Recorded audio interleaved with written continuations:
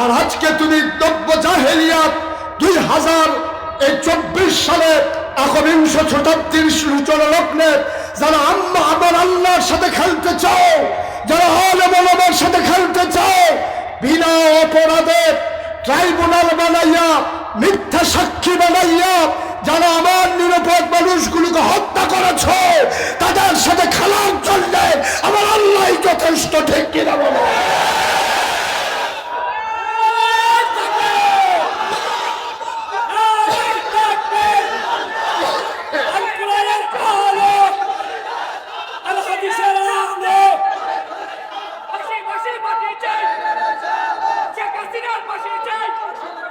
সবাই পড়ে না আমিন, জোরে পড়ে না আমিন। তাইলে আল্লাহ, এই আল্লাহ আছে নাকি নাই? কথা কয় না, আছে নাকি নাই?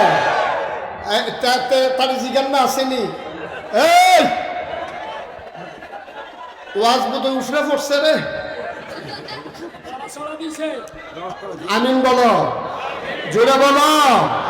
সুতরাং মনে রাখবা, মনে রাখবা, দুনিয়ার ভিতরে খেল তামাশা করা যায়, আমার মাওলার সাথে খেলার মতো খেলোয়াড় পৃথিবীতে নাই। ঠিক কিনা বলো?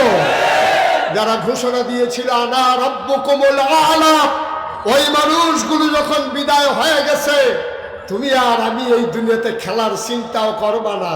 মনে রাখবা, মনে রাখবা, দুনিয়ার সব খেলার পরে যার খেলা, তিনি আহকামুল হাকিমিন, তিনি আমার আল্লাহ। ঠিক কিনা বলেন? এই আল্লাহ আছেন নাকি নাই? আমরা দেখেছি এই বাংলাদেশে 92% জন লোক মুসলমানের দেশে।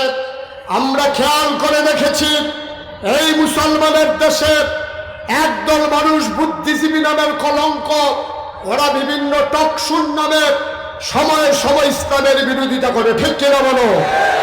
আমি বলেছি যে এই দেশে 92% জন লোক মুসলমান, যেই দেশ মসজিদের দেশ, যেই দেশ মাদ্রাসার দেশ, যেই দেশ আলেম ওলামার দেশ, এই দেশে শীততাপ নিয়ন্ত্রিত কক্ষে বসে পুলিশ পাহারায়, ওই যখন ঢাকা রাজধানীতে ইসলামের বিরোধিতা করো, আমি বলি রাজধানীতে ইসলামের বিরোধিতা করা সহজ, অন্য লক্ষ্মীপুরের জমিনে এসে বলো পিঠের চামড়া নিয়ে ঢাকা যাওয়া যাবে না।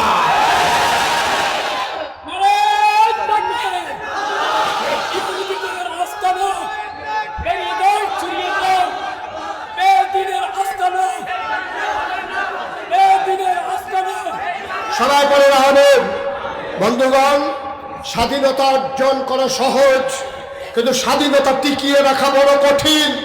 5ই আগস্ট বাংলাদেশ যখন নতুন করে আবার স্বাধীনতা পেয়েছে, চতুর্দিক থেকে এই স্বাধীনতা নিয়ে ষড়যন্ত্র হচ্ছে। ঠিক কিনা বলো?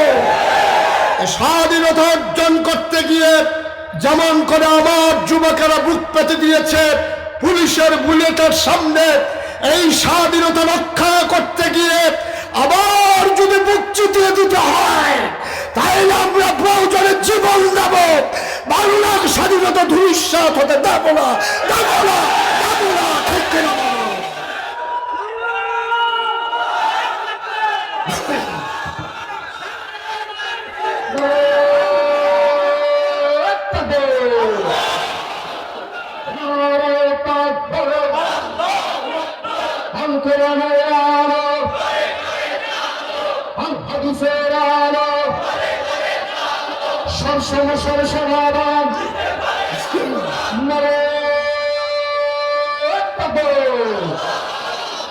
সবাই পড়ে না আমিন।